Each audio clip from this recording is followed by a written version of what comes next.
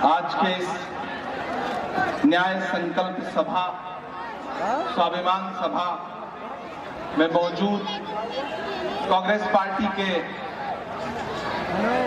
धीरज श्रीवास्तव जी, शत्रुघ्न सोनकर जी, RP Yadav ji, संचालन कर रहे सैयदुल हसन साहब और आपके अपने चहेते मोहतरम इलियास मन्नी साहब, आज के इस कार्यक्रम को सजाने संवारने में पूरी मेहनत करने वाले हमारे शायर बिरादरी के दोस्त मारूफ रायबरेलवी साहब, अल्पसंख्यक विभाग के जो भी हमारे साथी राष्ट्रीय पदाधिकारी, उत्तर प्रदेश अल्पसंख्यक विभाग के जो साथी खड़े हैं और यहाँ बड़ी तादाद में रायबरेली और एतराफ के जो लोग हाजिर हैं, मैं सबका शुक्रिया अदा करता हूँ आपकी आमद का। बहुत दिन से इंतजार कर रहा था कि इस इलेक्शन में आपसे आऊंगा, मुलाकात करूंगा। इसी मैदान में असेंबली इलेक्शन में आया था तो मैं सोच रहा था कि आऊंगा, फिर आपसे मुलाकात होगी। रायबरेली बड़ी तारीखी सरजमीन है, मरहूम अली मियां साहब रहमतुल्लाह अलैह की सरजमीन है, आचार्य द्विवेदी जी की सरजमीन है। आपसे अगले 20-25 मिनट थोड़ी सी गुफ्तगू करना चाहता हूँ। ये जो सियासत की दुनिया है खुद एक पहेली है, ये जो सियासत की दुनिया है खुद एक पहेली है। क्या बतलाएं कितनी मुसीबत कितनी साजिश झेली है, क्या कितनी साजिश कितनी मुसीबत झेली है। और अगली जो दो लाइनें उस पे आपकी तालियों का शोर दिल्ली तक जाना चाहिए, जो मैं पढ़ने जा रहा हूं कि ये जो सियासत की दुनिया है खुद में एक पहेली है। क्या बतलाएं कितनी साजिश कितनी मुसीबत झेली है। आज यहाँ का चप्पा चप्पा एक ही सुर में बोल रहा, आज यहाँ का चप्पा चप्पा एक ही सुर में बोल रहा। रायबरेली के राहुल राहुल की रायबरेली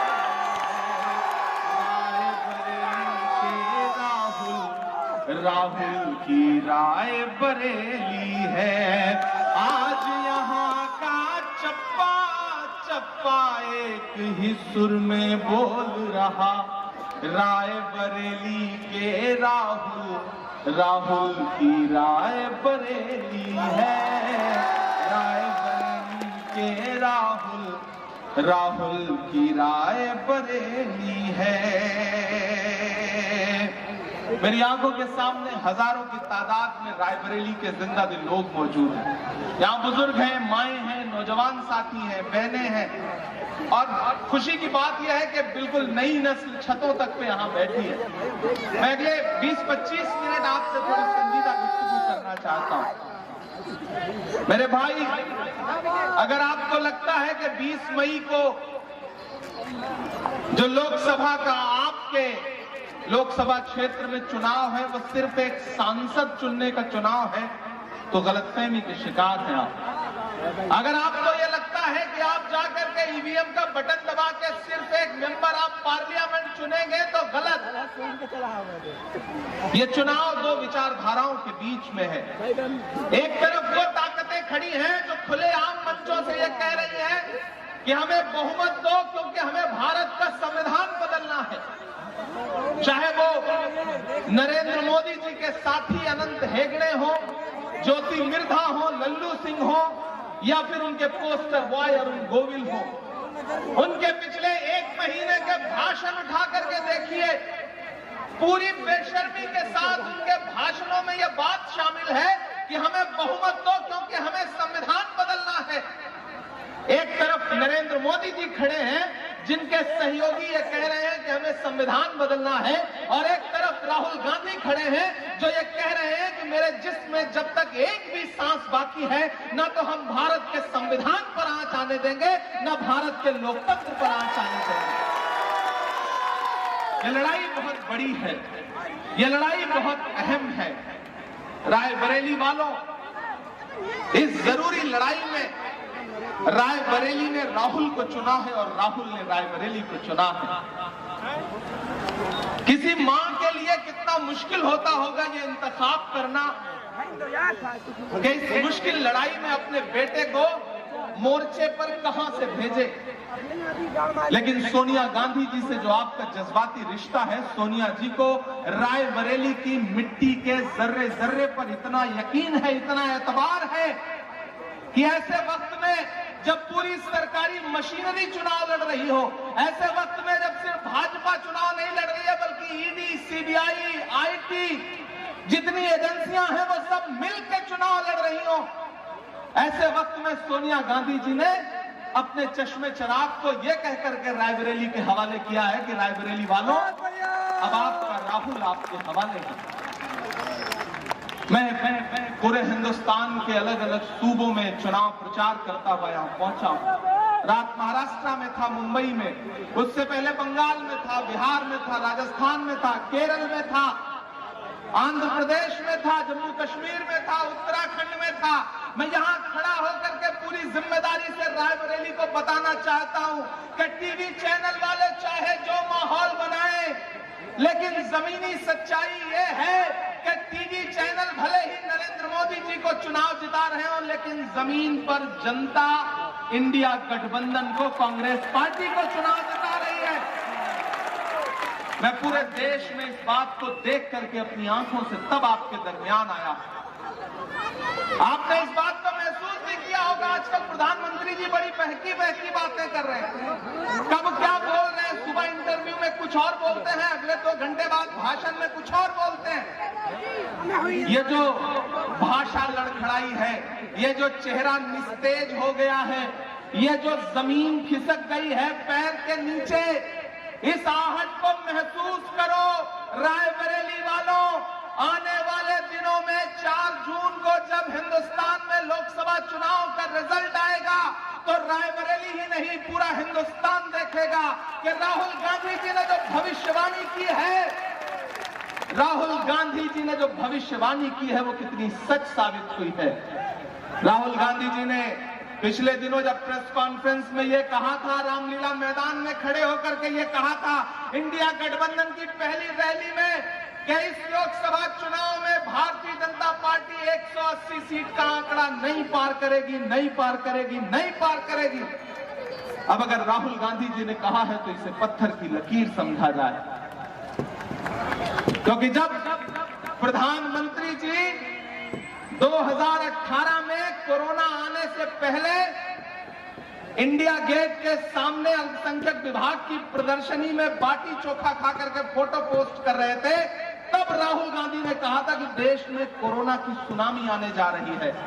आप अंदाजा लगाइए कि आपका नेता कितना विजनरी है, कितना दूरदर्शी है। जब इन्होंने जीएसटी लगाई, जब इन्होंने नोटबंदी की, तब राहुल गांधी जी ने कहा कि देश की अर्थव्यवस्था की कमर टूटने जा रही है। और आज पूरा देश देख रहा है कि झील में पानी बरसता है हमारे देश में, खेत पानी को तरसता है हमारे देश में, झील में पानी बरसता है हमारे देश में, खेत पानी को तरसता है हमारे देश में, जिंदगी का हाल खस्ता है हमारे देश में, दूध महंगा खून सस्ता है हमारे देश में। हमारी आंखें ये मंजर देख रही हैं। ऐसे में रायबरेली वालों आपकी जिम्मेदारियां बढ़ जाती हैं। मैं तो आपके सामने दामन फैला के ये कहने आया हूं कि राहुल गांधी जी ने रायबरेली को चुना है। अब रायबरेली की आवाम को राहुल गांधी बनके इस इलेक्शन को लड़ना पड़ेगा। मैं हमेशा से सुनता रहा हूं कि जब किसी बहन की हिफाजत के लिए कोई भाई खड़ा हो जाता है तो फिर उस बहन पर कोई आंच नहीं आती है। लेकिन यहां तो मामला उल्टा है। यहां तो भाई की हिफाजत के लिए बहन ने मोर्चा संभाल लिया है, और जब भाई की हिफाजत के लिए भाई के चुनाव प्रचार की कमान प्रियंका दीदी जैसी बहन ने संभाल ली हो, तो भारत की किसी राजनीतिक पार्टी में यह ताकत नहीं है कि वो राहुल गांधी का बाल बांका कर सके। ये मैं यहां खड़ा होकर पूरी जिम्मेदारी से कह रहा हूं। रायबरेली वालों, ये चुनाव बहुत जरूरी चुनाव है। एक तरफ वो ताकतें खड़ी हैं जो कह रही हैं हिंदू मुस्लिम मंदिर मस्जिद, हिंदू मुस्लिम मंदिर मस्जिद, और एक तरफ वो नेता खड़ा है जो कह रहा है कि 4 जून को हमारी सरकार बनाओ दिल्ली में, 15 अगस्त से पहले इस देश के 30 लाख युवाओं को एक झटके में नौकरी देने का काम करेंगे हम। कौन कह रहा है? ये राहुल गांधी कह रहे हैं। एक तरफ क्या कहा जा रहा है? नफरत की बातें, एक तरफ मोहब्बत का पैगाम, एक तरफ मोदी जी भाषणों में अडानी का टेम्पो ढूंढ रहे हैं, अंबानी का ऑटो रिक्शा ढूंढ रहे हैं, और एक तरफ राहुल गांधी क्या कह रहे हैं कि हमारी सरकार बनते ही इस देश की हर गरीब परिवार की महिला के खाते में महालक्ष्मी योजना के तहत साल में 1 लाख रुपया अकाउंट में खटाखट दिया जाएगा। आप सोचो कि ये इलेक्शन कितना जरूरी इलेक्शन है। आपने तो सिर्फ इन 2 योजनाओं के बारे में सुना है। मेरी खुशनसीबी है कि मैं कांग्रेस पार्टी का सांसद हूं और मैनिफेस्टो कमेटी का सबसे कम उम्र का सदस्य भी हूं। जो मैनिफेस्टो बना है मैं उस कमेटी का सदस्य हूं। मैंने वहां आपकी नुमाइंदगी की है, आपकी आवाज बन के बोला हूं। इस देश के युवाओं की, इस देश के अल्पसंख्यकों की, इस देश की महिलाओं की आवाज बन के मैंने उसमें पॉइंट रखवाए हैं। वो मैनिफेस्टो और जानते हैं क्या कह रहा है? वो मैनिफेस्टो कह रहा है कि हमारी सरकार बनते ही इस देश के वो युवा जो कोई भी सरकारी नौकरी का फॉर्म भरना चाहते हैं, किसी भी प्रतियोगी परीक्षा का फॉर्म भरना चाहते हैं, उनका फॉर्म हमेशा के लिए फ्री कर दिया जाएगा। फ्री ऑफ कॉस्ट आप फॉर्म भर सकते हैं। वो मैनिफेस्टो कह रहा है कि जितना भी एजुकेशन लोन लिया होगा युवाओं ने, छात्रों ने, और अपनी मुश्किलों की वजह से वो लोन न भर पा रहे होंगे, तो सरकार बनते ही 15 मार्च 2024 तक के सारे लोन, ब्याज सहित एजुकेशन लोन माफ कर दिए जाएंगे। पार्टी ये नहीं कह रही है कि ये सुविधा हिंदू, मुसलमान, सिख, ईसाई देख के दी जाएगी। पार्टी कह रही है कि इस देश के युवाओं को ये सुविधा दी जाएगी। यहां माएं बहनें मेरी आवाज सुन रही होंगी। उस मैनिफेस्टो में कहा जा रहा है कि जैसे ही सरकार बनेगी आंगनबाड़ी के 14 लाख नए पद सृजित किए जाएंगे। कितनी शानदार योजनाएं लेकर के आए हैं राहुल गांधी, कितनी शानदार योजनाएं लेकर के आए हैं कांग्रेस पार्टी के लोग। ऐसे में रायबरेली वालों, मैं आपके सामने, मैं आपका अपना हूं, आपका भाई हूं, आपका बेटा हूं। आपकी दुआओं ने मुझे इमरान प्रतापगढ़ी बनाया है। मैं इसी मिट्टी में पला हूं, इन्हीं रास्तों से निकला हूं, इन्हीं गलियों से निकल के दुनिया का सफर तय कर रहा हूं। देश की सबसे बड़ी पंचायत में, राज्यसभा में खड़ा होकर के बोलता हूं। वो सिर्फ इसलिए क्योंकि एक ऐसा समय जब सियासत आपकी परछाई से दामन बचा रही हो। मेरी बात को बहुत संजीदगी से सुनना रायबरेली वालों, और मेरे इस संदेशे को पहुंचाना कि एक ऐसा समय जब सियासत आपकी परछाई से दामन बचा रही हो, ऐसे में प्रतापगढ़ की गलियों से, प्रतापगढ़ के गांव से निकले एक बेटे का हाथ पकड़ के राहुल गांधी ने कहा कि 34 साल की उम्र में देश की सबसे बड़ी संसद में, राज्यसभा में बैठो और वहां मजलूमों के लिए आवाज उठाओ। ये एहसान है राहुल गांधी जी का, कांग्रेस पार्टी का, सोनिया जी का, प्रियंका जी का। मैं इसलिए इस बुनियाद पर यहां खड़ा होकर के आपसे कहना चाहता हूं मेरे भाई, ये लड़ाई बहुत जरूरी लड़ाई है, और इस लड़ाई में आपको अपनी भूमिका और अपनी जिम्मेदारी तय करनी पड़ेगी। ये जो कांग्रेस को मिटाने का ख्वाब देखा करते थे, प्रधानमंत्री जी भाषणों में कहते थे कि कांग्रेस मुक्त भारत। एक दिन पार्लियामेंट में खड़े होकर बोल रहे थे प्रधानमंत्री जी, बताओ कांग्रेसियों तुमने 70 साल में क्या किया है। इस तरफ खड़गे जी बैठे थे, पलट के मेरी तरफ बोले इमरान मत बताना, जो बताओगे ये उसको भी बेच देंगे, इनका काम सिर्फ बेचने का है। 4 जून को राहुल 4 लाख वोट से जीतेंगे। मैं रायबरेली वालों आपसे वादा करता हूं कि आप राहुल गांधी जी को इससे भी ज्यादा वोटों से जिताइए। मैं तो ये चाहता हूं कि बनारस में मोदी जी चुनाव लड़ रहे हैं, वहां उनका चुनाव फंसा हुआ है और यहाँ रायबरेली में चप्पे चप्पे से ये सदाएं जानी चाहिए कि राहुल गांधी के आगे कोई लड़ाई में है ही नहीं। ये यहाँ की आवाम को बताना पड़ेगा, ये यहाँ की आवाम को तय करना पड़ेगा। और इस बात को प्रधानमंत्री जी समझ गए। आज प्रतापगढ़ आए थे, आज भी पोस्ट के गए कांग्रेस को। आज तो उन्होंने कहा कि अगर इंडी गठबंधन, इंडिया नहीं बोलते, इंडी गठबंधन बोलते हैं, कि अगर उनकी सरकार बन गई तो फिर इनके 5 प्रधानमंत्री होंगे। इसका मतलब प्रधानमंत्री जी आप मान गए हो कि हमारी सरकार बनने जा रही है। ये तो हम बात में तय कर लेंगे कि कौन प्रधानमंत्री होगा। पूरा देश जानता है कौन प्रधानमंत्री होगा, हम सब जानते हैं कौन प्रधानमंत्री होगा। ये रायबरेली है। जिस दिन राहुल जी ने रायबरेली से चुनाव लड़ने का फैसला किया था, उसी दिन देश जान गया था कि कौन प्रधानमंत्री होगा। ये बताने की जरूरत क्या है, क्योंकि रायबरेली की सरजमीन ऐसी सरजमीन है कि ये चुनती ही ऐसे लोगों को है कि जिनके नसीब में कुछ और ही होता है। इस मुल्क के लिए अच्छा काम करने का जिनकी तकदीर में होता है, उन्हें रायबरेली चुनती है। मैं तो यहाँ खड़ा होकर के रायबरेली की सरजमीन पर आप लोगों से ये कहना चाहता हूं मेरे भाई, कि जो कहते थे कांग्रेस मुक्त भारत को देखे, हिंदुस्तान की सड़कों पर कांग्रेस का जन सैलाब, हम तो प्रधानमंत्री जी से कहना चाहते हैं कि हम आतिशे सोजा में भी हक बात कहेंगे। रायबरेली वालों, मुझे आपका वो जोश, वो जज्बा दिखाई पड़ना चाहिए। हम आतिशे सोजा में भी हक बात कहेंगे, कुंदन की तरह दहर में ताबिंदा रहेंगे।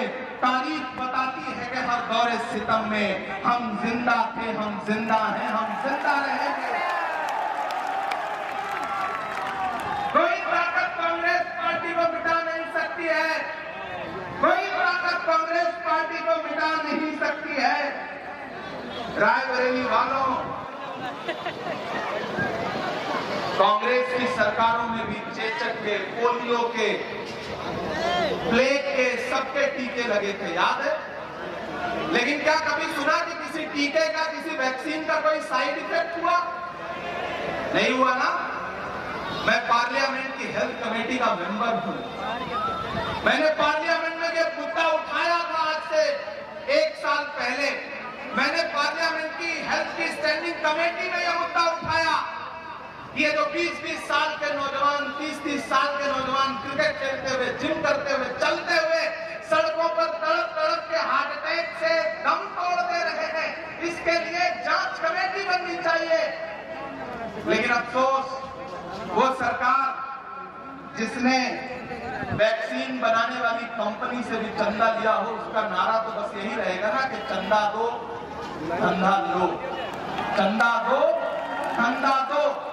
उसे इससे कोई मतलब नहीं है इस देश के युवा कैसे तड़प के दम तोड़ दे रहे हैं। कौन सी वैक्सीन का अंश है जो हमारी रगों में दौड़ रहा है। काश सरकार इसके लिए जांच कराती, लेकिन इस सरकार ने पिछले 10 साल में आपसे झूठे जुमलों के अलावा कुछ नहीं बोला। बहुत हुई महंगाई की मार, अब की बार मोदी सरकार ने नारा याद है? इस नारे की सच्चाई कहां आके ठहरी? वो पेट्रोल डीजल जो 58 रुपए था वो 100 रुपए पहुंच गया। गैस सिलेंडर 400 का 1000 पहुंच गया। आटा, चावल, दूध, दही, पनीर, छाछ, लस्सी क्या नहीं महंगा कर दिया। अरे भाजपा की सरकारें तो वो सरकारें हैं जो अपनी पसंद की फिल्में टैक्स फ्री करती हैं और कफन पर जीएसटी लगाती हैं। सही बोल रहा हूं कि नहीं बोल रहा हूं? सही बोल रहा हूं कि नहीं बोल रहा हूं? कफन पर जीएसटी लगाती हैं, वो हमसे आपसे बातें करती हैं कि वो इस देश का भला करेंगे। वो नारा याद है, बेटी बचाओ बेटी पढ़ाओ का? मैंने देखा है हाथरस में उस दलित बिटिया की जलती हुई लाश को महसूस किया है मैंने, जो रात के 2 बजे परिवार की मर्जी के बिना जला दी गई। हमने देखा है उन्नाव की बिटिया का हश्र, हमने देखा है सोनभद्र में 25 साल की सजा काट रहा भारतीय जनता पार्टी का विधायक। हमने देखा है जंतर मंतर पर ओलंपिक पदक लाने वाली बेटियों का हाल, किस तरह पुलिस ने उन्हें घसीटा, और जब वो बेटियां अपना पदक लेकर के प्रधानमंत्री की चौखट पर गई तो प्रधानमंत्री के चौखट के खुलने से इनकार कर दिया। प्रधानमंत्री बेटियों के साथ नहीं खड़े थे, बल्कि बेटियों के अपराधियों के साथ खड़े थे। ये है इनके नारे की सच्चाई। ऐसे में रायबरेली वालों, फैसला आपको करना है। मैंने कहा ना, ये चुनाव बहुत अहम चुनाव है। ये चुनाव हिंदुस्तान के संविधान को बचाने का चुनाव है। आपको तय करना है कि आप नरेंद्र मोदी की सरकार बचाना चाहते हैं, डॉक्टर बाबा साहब अम्बेडकर का संविधान बचाना चाहते हैं। ये इस देश के पिछड़ों को, दलितों को, अल्पसंख्यकों को, गरीब सवर्णों को, महिलाओं को, युवाओं को तय करना पड़ेगा, क्योंकि ये चुनाव बहुत जरूरी चुनाव है। और मैं इन दिनों प्रधानमंत्री जी की भाषा को समझ पा रहा हूं। हवाई उड़ रही है चेहरे, परेशान है, क्योंकि उन्हें समझ में आ गया है गमों की आंच में भी मुस्कुरा कर चलना पड़ता है। ये दुनिया है, यहाँ चेहरा सजा कर चलना पड़ता है। तुम्हारा कद मेरे कद से बहुत ऊंचा सही, लेकिन चढ़ाई पर कमर सबको झुका कर चलना पड़ता है। परेशान है इन दिनों। क्यों परेशान है? क्योंकि 4 फेज के जो इलेक्शन हुए हैं, जमीन खिसक गई है। पूरे भारत में एक नारा गूंज रहा है। मैं कन्याकुमारी से कश्मीर तक चुनाव प्रचार करके यहां पहुंचा हूं। पूरे भारत में एक नारा गूंज रहा है कि दक्षिण भारत में भाजपा साफ और उत्तर भारत में भाजपा हाफ। आप लोग भी जब 20 तारीख को ईवीएम की कतारों में लगी एक बटन दबाइए, हाथ के पंजे के सामने वाला, तो एक नारा भी लगा करके आइए कि 20 मई भाजपा गई, 20 मई भाजपा गई, 20 मई भाजपा गई। ये नारा लगा करके भी आना है। यहाँ इंडिया गठबंधन के बाकी घटक दल के साथी भी हैं, समाजवादी पार्टी के लोग हैं, आम आदमी पार्टी के लोग हैं, बाकी सारे साथी भी हैं। मैं तो आप सबसे ये कहना चाहता हूं कि मैं तो सियासत में नहीं था, मेरा सियासत से कोई लेना देना नहीं था। मेरे भाई, मैं तो 5 साल पहले जब सियासत में आया तो राहुल जी से एक भावनात्मक रिश्ता जुड़ा, प्रियंका दीदी से एक भावनात्मक रिश्ता जुड़ा, और फिर मैं सियासत में आया 2019 में। और जितना गांधी परिवार के साथ काम करते हुए इस देश के संविधान और लोकतंत्र को बचाने की लड़ाई लड़ रहा हूं, बहुत मुतमईन हूं, बहुत खुश हूं। पिछली तकरीबन 20 रातों से सोया नहीं। हिंदुस्तान के अलग अलग शहर में आप फेसबुक चलाते हैं, ट्विटर चलाते हैं, यूट्यूब चलाते हैं, आप जानते होंगे। 3 दिन भर सफर कर रहा हूँ, रात रात भर सभाएं कर रहा हूँ। 10 बजे सभा खत्म होती है, सुबह की फ्लाइट पकड़ता हूँ, फिर किसी शहर में 3 घंटे, 4 घंटे, 5 घंटे बाय रोड सफर करता हूँ, फिर सभा करता हूँ। अभी यहाँ आपके बीच रहूंगा, फिर अगले दिन कल कहीं और सभा करूंगा।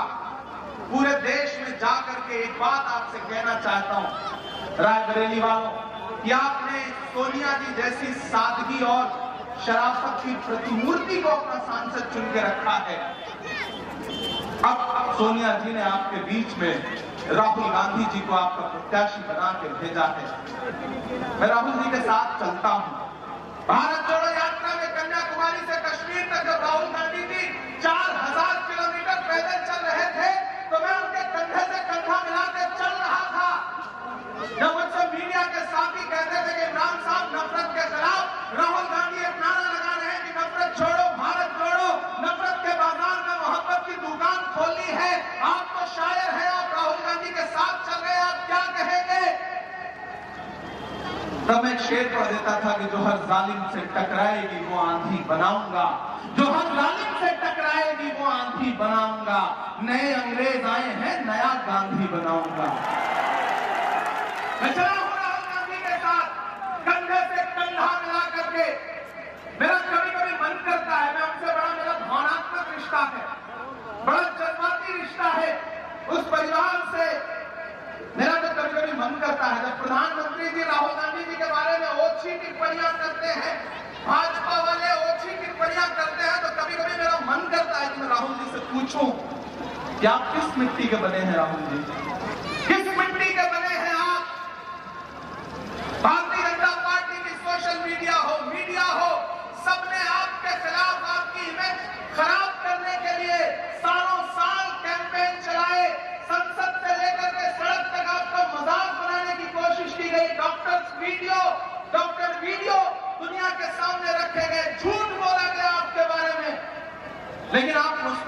रहे, आखिर किस मिट्टी के बने हो राहुल गांधी? मेरा कभी कभी दिल करता है मैं उनसे पूछूं कि आप किस मिट्टी के बने हो राहुल गांधी? कि आपके पूर्वजों ने इस देश को संविधान दिया, लोकतंत्र दिया, और एक दिन आपने जब देश की पार्लियामेंट में खड़े होकर के अडानी के मुद्दे पर सवाल पूछा तो पूरी मशीनरी लगा दी गई और आपको संसद से निकाल दिया गया। आप फिर भी मुस्कुराते रहे। आप किस मिट्टी के बने हो राहुल गांधी? मेरा दिल करता है मैं कभी कभी राहुल गांधी से पूछूं कि जिसके पूर्वज ने, पंडित जवाहरलाल नेहरू ने इस देश को हजारों करोड़ रुपए का अपना घर आनंद भवन दान कर दिया, उसी परिवार के वारिस से नरेंद्र मोदी जी ने सांसद आवास की चाबियां वापस ले ली महज 1 महीने के अंदर। बेघर करने की इतनी जल्दी थी उनको, और वो शख्स मुस्कुराता हुआ चाबियां दे करके चला आया। मेरा दिल करता है कि मैं कभी कभी पूछूं आप किस मिट्टी के बने हो राहुल गांधी? जब वो 4000 किलोमीटर चल रहे थे तो मैं उनके साथ चला हूं। मैं रायबरेली में खड़ा होकर के रायबरेली की आवाम से यह कहना चाहता हूं कि अरे आप तो इस बात पर ईमान रखते हो ना कि मजदूर का पसीना सूखने से पहले उसकी मजदूरी उसे दे देनी चाहिए। रखते हो ना इस बात पर ईमान? मजदूर का पसीना सूखने से पहले उसकी मजदूरी उसे दे देनी चाहिए।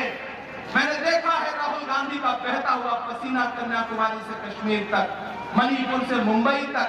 मैंने देखा है राहुल गांधी के पैर के छाले। मैं यहाँ NIC ग्राउंड में खड़ा होकर के रायबरेली की आवाम से राहुल गांधी की मजदूरी मांगने के लिए आया हूं, क्योंकि न तो अभी वो पसीना सूखा है, न वो पैर के छाले सूखे हैं। और जिन्हें ये लगता है कि साजिश करके, षड्यंत्र करके राहुल गांधी को मिटा देंगे, राहुल गांधी को हरा देंगे, मैं तो उनसे कहना चाहता हूं कि कैंची से चिरागों की लवें काटने वालों, कैंची से चिरागों की लवें काटने वालों, कुदरत के करिश्मों से लड़ोगे तो मिटोगे।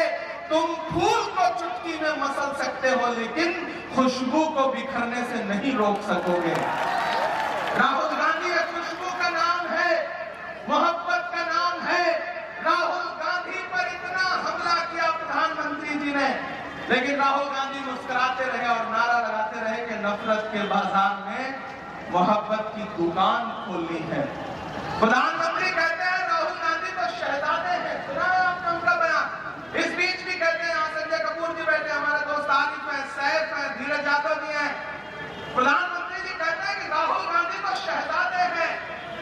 मेरा तो मन करता है कि प्रधानमंत्री जी से पूछूं कि कन्याकुमारी से कश्मीर तक एक टी-शर्ट, एक ट्राउजर में अपने पैर के छालों की परवाह किए बगैर लाखों लोगों को अपने गले से लगाता हुआ एक इंसान निकलता है। वह इस देश के किसानों के साथ खड़ा है, युवाओं के साथ खड़ा है, मणिपुर की बेटियों के साथ खड़ा है। अगर शहजादे ऐसे होते हैं तो हम ऐसे शहजादों को मोदी जी पलकों पर बिठाएंगे, पलकों पर।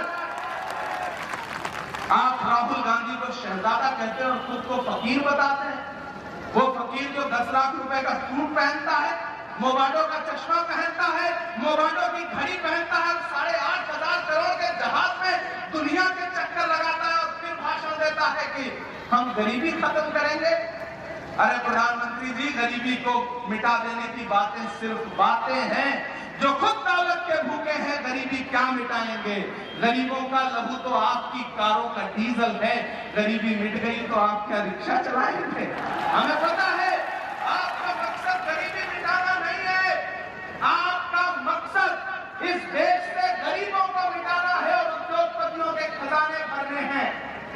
मैं यहाँ किला बाजार में खड़ा होकर के, रायबरेली में खड़ा होकर के आपसे आखिर में ये कहना चाहता हूँ, आखिर में शायरी भी सुनाऊंगा, नहीं तो आप कहेंगे कि सिर्फ भाषण सुना के गया। ऐसा नहीं करूंगा, आपके साथ वादा कर रहा हूं। लेकिन पहले वो जरूरी बात आपसे कहना चाहता हूं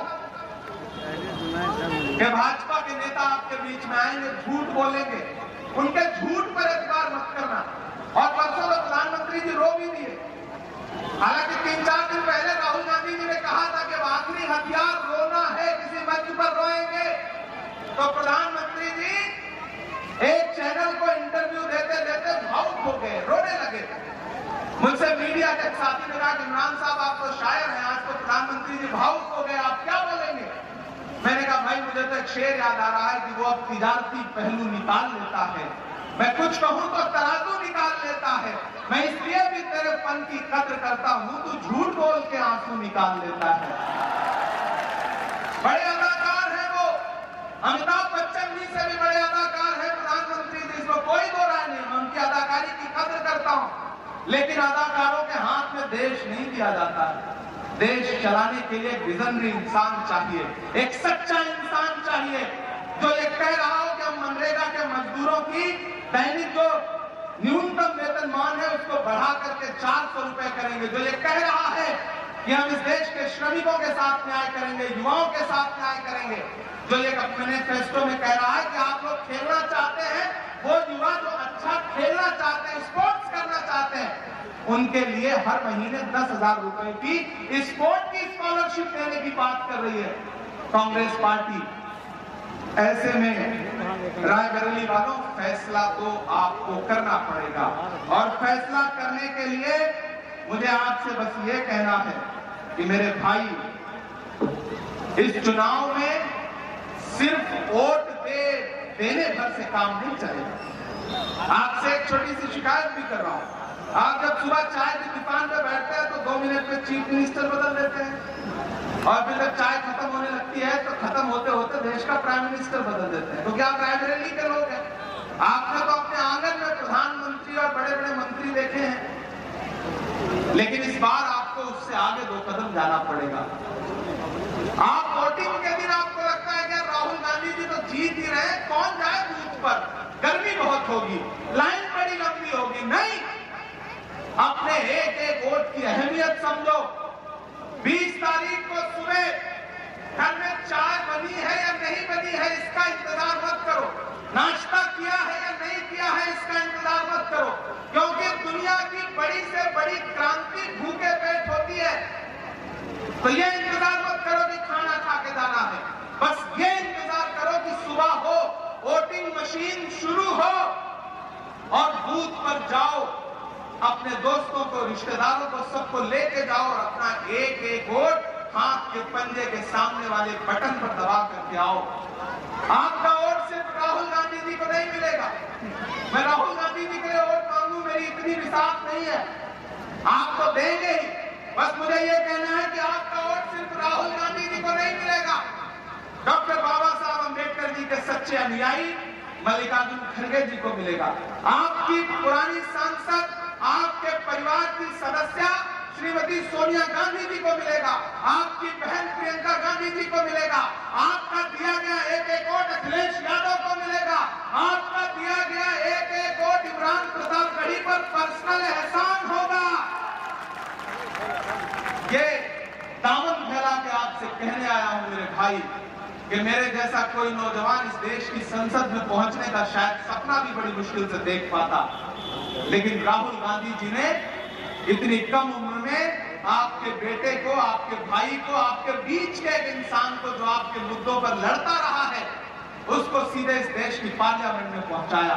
और मैं आपसे वादा करता हूं, न मैंने इससे पहले आपको कभी निराश किया है, मायूस किया है, न आगे कभी करूंगा।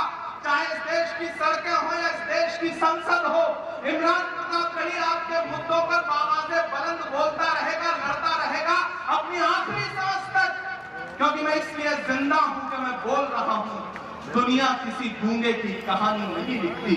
मैं बोलूंगा, मैं लड़ूंगा आपके लिए, मैं आपसे वादा कर रहा हूं।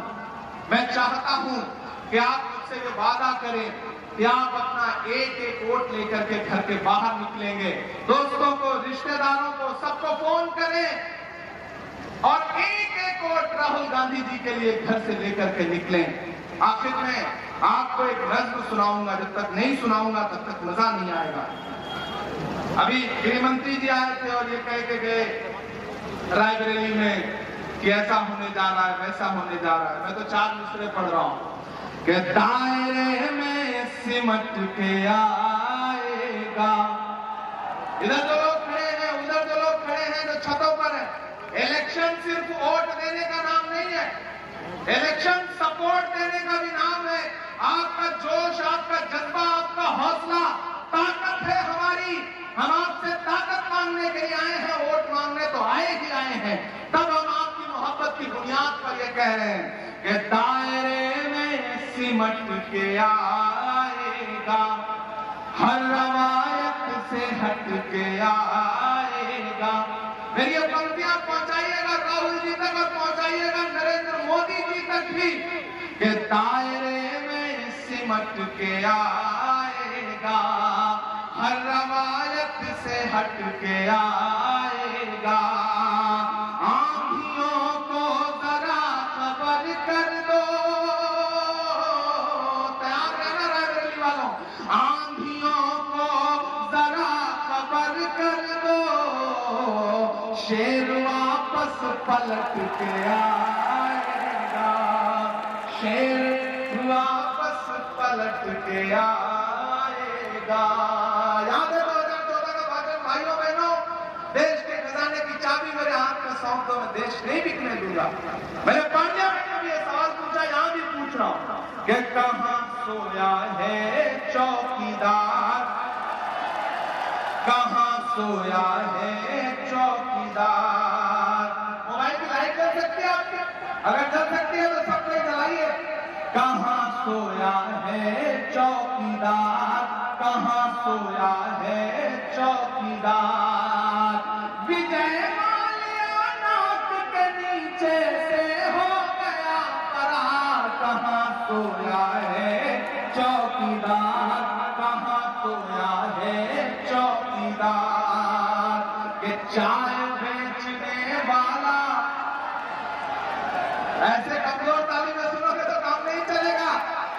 रायबरेली जिस जज्बे के लिए जाना जाता है वो मुझे दिखाई पड़ना चाहिए कि चाय बेचने वाला पूरा भारत बेच रहा है, इसी काम में हासिल उसे महारत बेच रहा है। कि रेल बिक गई, तेल बिक गया, बिका हवाई अड्डा, रेल बिक गई, तेल बिक गया, बिका हवाई अड्डा।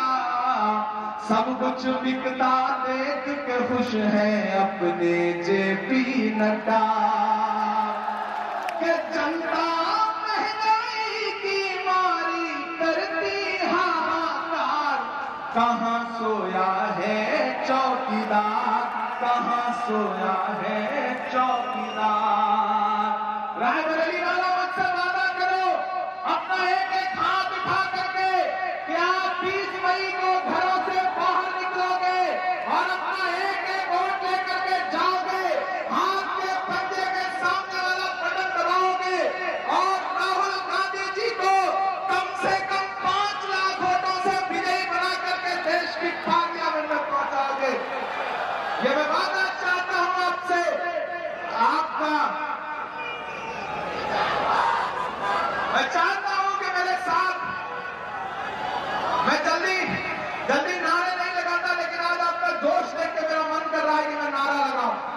राहुल गांधी, और जोर से लगना चाहिए, राहुल